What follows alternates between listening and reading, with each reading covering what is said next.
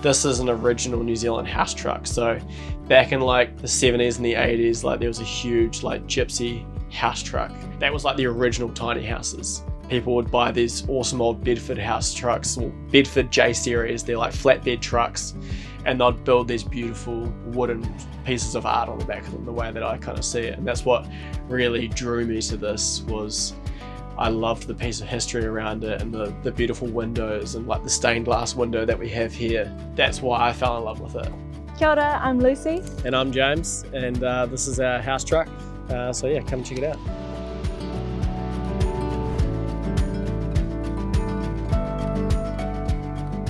Quite a good sized kitchen for quite a small house truck. This is all original, and then I built all of this on the side here. This is all like pallet wood. It's all recycled.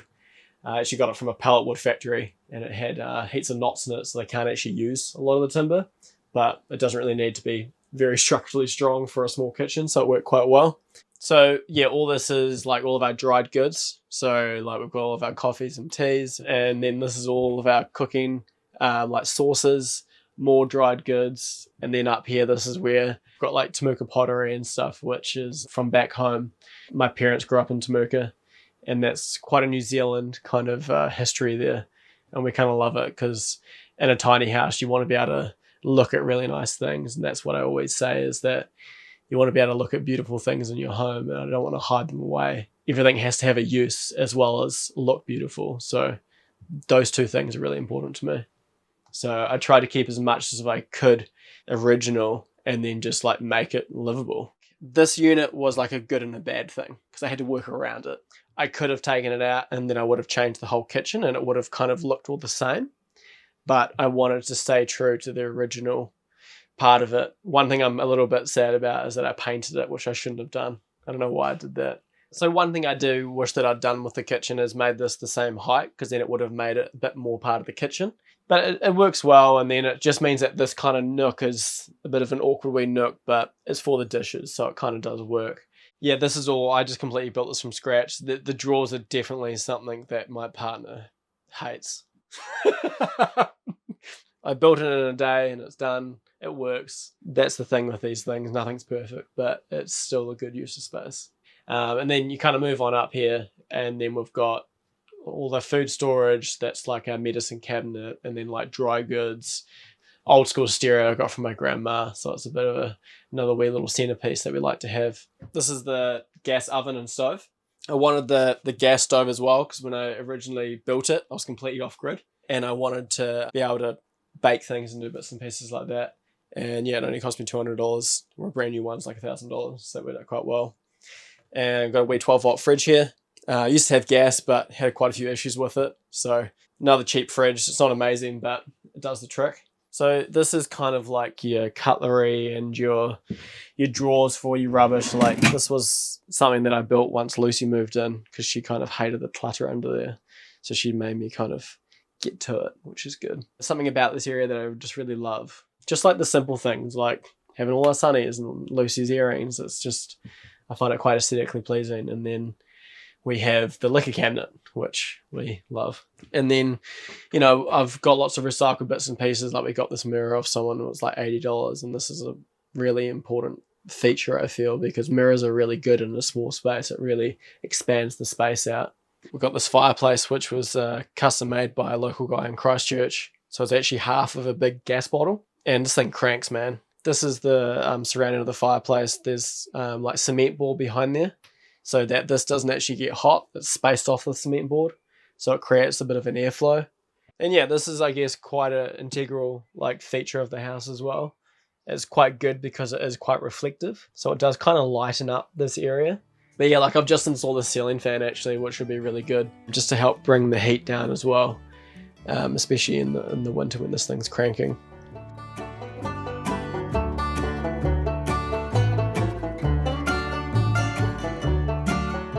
I decided to buy the house truck kind of on a whim. Like I was living down south, I was living in my van, becoming winter, it was really cold. Like my dad was about to help me build this deck, and we're going to put a fire and stuff in it. And then on Facebook Marketplace, this came up.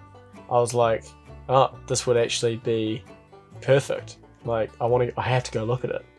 And we went and looked at it, and yeah, offered $500, and they said yeah. And I was like, sweet. And I was working for a trucking company, so we were able to pick it up and tow it to where I wanted it to go. And yeah, it was kind of just luck. Like, I always liked the concept of it, but it just seemed so far out of reach to build a tiny house, because I mean, 4 years ago it was actually more affordable, but still then it was going to be like $80,000, $100,000, and I didn't want to get a loan. So this was kind of like the next best thing, and I was like, sweet, this is perfect. It doesn't have to be really fancy. It can just kind of be like a DIY thing. Yeah. So yeah, I bought it for $500. Like, I honestly, I couldn't tell you exactly how much I've spent, but I reckon I've probably max 25 grand all up, probably 20. So let's say this has cost me 25,000 New Zealand dollars, which for a lot of Americans watching, that's like 15 grand, you know, if that.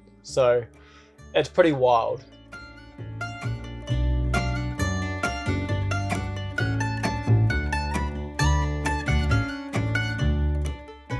So moving on to the front of the truck. So we're actually above the cab.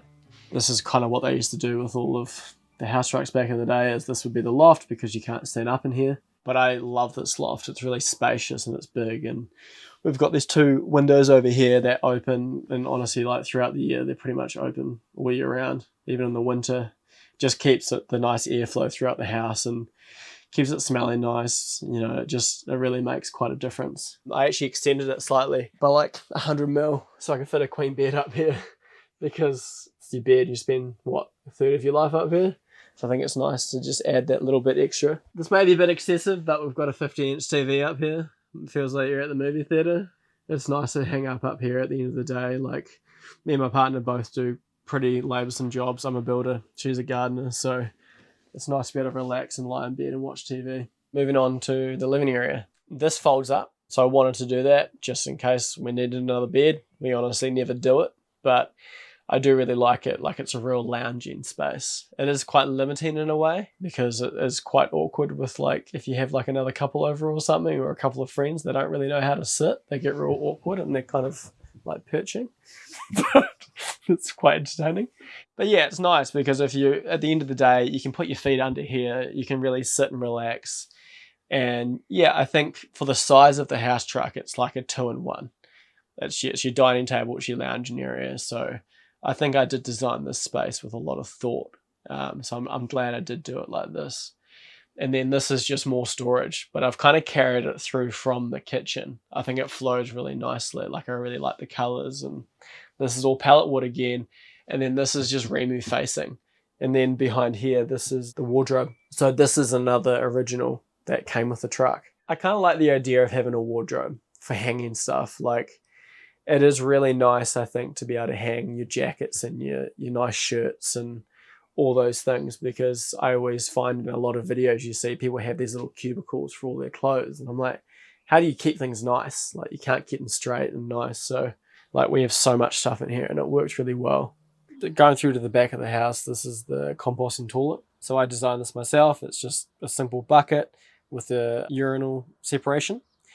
The only thing I found is that not having any kind of water flushing through it, it really started to smell. So I've just added like this wee tube here. It's really nothing special, but I just wanted to rig something up that worked. And so every time you pee, you turn that on and it flushes it. And it really has made quite a difference to the smell. And then I have a wee extraction fan that's constantly going. One thing I'd probably modify in the future would be to attach the fan to a pipe that then kind of goes tall above the house, because sometimes you do smell a bit of the toilet when you're outside in certain areas, but if it's up high and extracting, you wouldn't get that smell.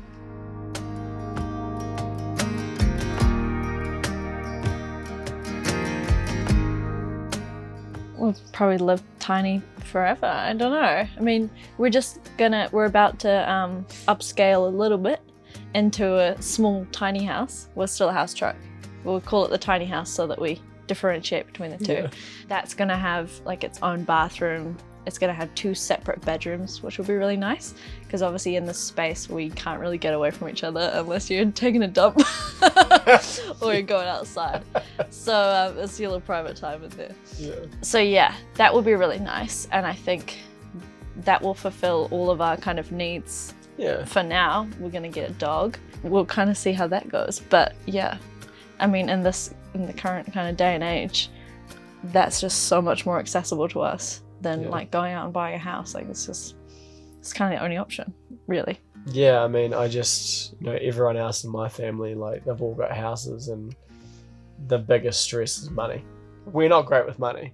No. Because we don't have to be. Yeah. Like, I would hate to be in an environment where I had to really, like, struggle to budget and things like that. It just gives us so much more flexibility in our day-to-day lives, and we really enjoy it for that.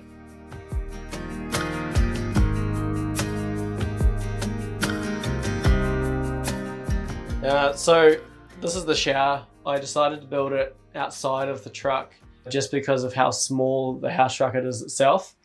And I didn't feel comfortable with the skills that I had to build something like a wet room inside of the house truck. And I didn't want to create steam and ways that it could then create mold and rot and things like that. So I built this whole house truck and refurbished it like down south in the middle of nowhere. This is why we have this huge window, because it was like looking out to the mountains. I guess the problem is that if people go past, they can see in. But where I built it, that wasn't a problem. But it does actually steam up really fast. So it's like the first couple of minutes, and then it steams up, and then it's like a curtain. Got this original pink shower for free. Yeah, I really like it. It's kind of retro. It works quite well.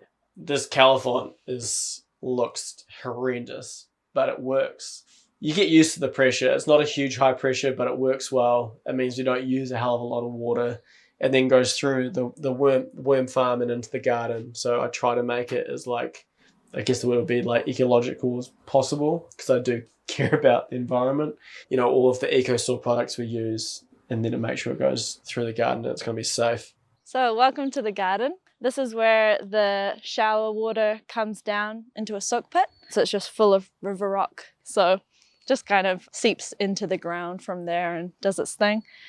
This is the worm farm over here, and that's for the sink water and the toilet water, the kind of urine separator water.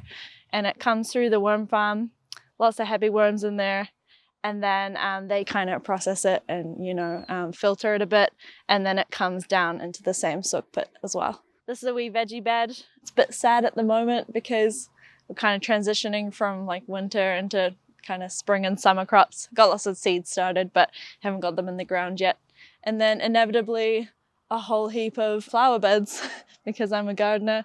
I get a lot of free plants and I just chuck them in. So this is the kind of entertainment area. We love this area. We spend a lot of time here. We've got this outdoor fire here. Well, it should be for indoors, but it's way too big for in the house truck. So got a little chimney on that. And we'll get this going to kind of burn through all of our little scrappy bits of wood and stuff. This outdoor furniture set we got for $50 off Facebook Marketplace, and just basically restained it. I got all of these new cushion covers out of the clearance bin for like $70 or something. And now it's like the poshest part of our whole area. We made this area pretty early on because it's so important to have kind of like an outside lounge. So this is the Glasshouse / bathhouse. We made this 100% out of old recycled windows, which I'm pretty sure we got for free. So there's like these massive windows that were I think they were out of an old school, and a school door as well. And basically just bugled them together, made the base, concreted the posts in. It's solid as, it's not going anywhere. We get crazy winds here, but it's fine. The main attraction, this is a bathtub. It's heated by a Califont, which is out the back. So basically just turn the tap on and fill it up, and then we can have a lovely hot bath in here. Or in the summer, we actually just put some cold water in it and just chill out and cool off as well. When we're finished with the bath, take the plug out and all of the water runs through the beds. And there's also kind of a whole watering system in here as well, which is obviously really important for glass houses.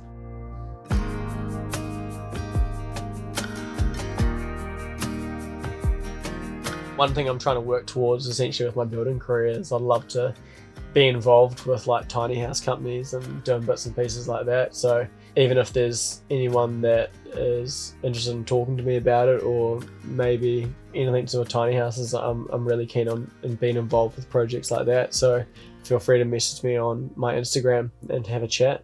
You never know what could come of something.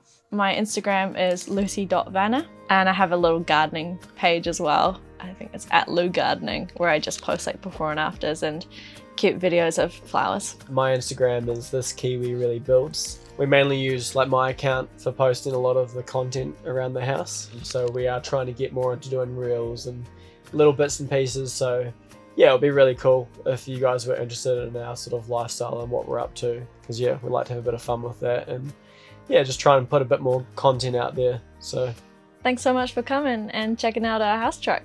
Yeah, it'd be cool to see the amazing comments you guys have put up. Be nice.